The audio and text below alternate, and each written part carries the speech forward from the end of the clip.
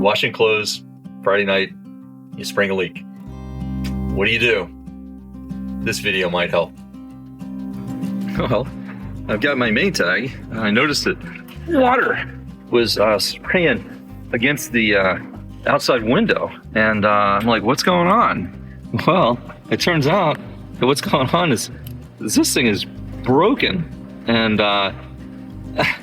it had just a little tiny hole just a few minutes ago, but it's obviously deteriorated even worse. That's not good. So now I need to figure out how to replace this. I'm going to take the top off, these 3 screws here, and start with that. So give me a minute, I'll get this top off and we'll look inside. All right, so it was easy. As soon as I took those 3 off, it just pulled right back. Let's see what we look at. I should mention, definitely unplug the system, because once you get in here, there's some electronics and stuff, and you don't want to get yourself shocked. So be sure to unplug the system. The outside clip was easy enough to take off. The inside clip is in a different position. So I'm using just slip joint pliers to get them off. And unfortunately, it's like buried up in there. All right, so I was able to bend it in a way that I was able to get it through, partly because part of this is just gone. All right, so now I can get this this piece off, and I can try to source something similar. And let me go ahead and get this off. Fortunately, I don't have I need a helper. If anybody would volunteer to be my helper for these videos, I would really appreciate it. And this is what it looks like. Unfortunately, I do not have any part numbers on this. If I just find a male to male that can go straight through to the outside, that'd be okay. A 90-degree male would be fine too. It just won't have this fancy little dingo on it. So let me see if I can find, I'm not sure what this is going to be called, like an exhaust. Well, this is what we got. We got a hose, right, that had this hose bib coming in, whatever. You have this hose here, right? It goes outside of the connector,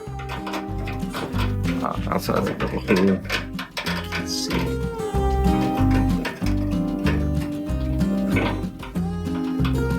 No, there we go. Outside of the hole, right? It's supposed to be on the inside of the hole, but it's, the way I'm going to fashion it is on the outside of the hole. That's this part. And then this part is the down shaft. So this whole assembly now is going to be on the outside instead of on the inside and the outside. And this thing is $40. It's $40. That's a lot of money for a little piece of plastic. So it turns out that a 1/2-inch PVC coupling, next I'll wrap some Teflon tape to a great extent around what's going to wind up being the male connectors on this end. Remember, they're going to go wind up inside this connector and the hose. So these rough areas are going to actually wind up being the male side.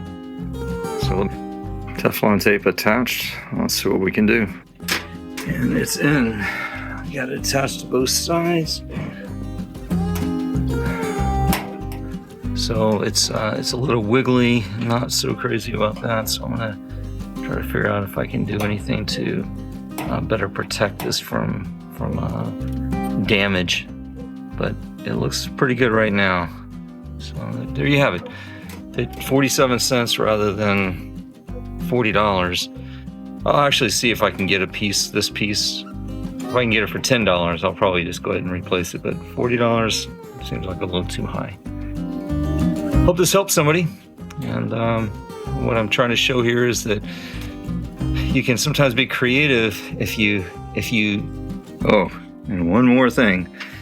There's a little clip in here that holds the hose to the side, so the hose doesn't get damaged with the rocking of the tub. So be sure to clip that be sure to clip everything back in the way it's supposed to be clipped out of the way before you reassemble it.